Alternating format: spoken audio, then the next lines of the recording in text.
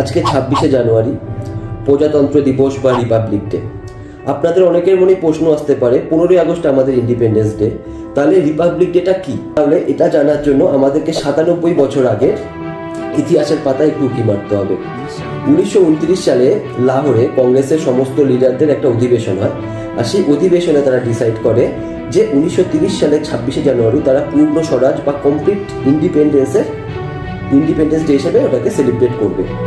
কিন্তু কালক্রমে 1947 সালে 15 আগস্ট আমাদের দেশ স্বাধীন হয়, কিন্তু তারা চায়নি যে এই 26শে জানুয়ারি দিনটা ইতিহাসের পাতা থেকে মুছে যায়।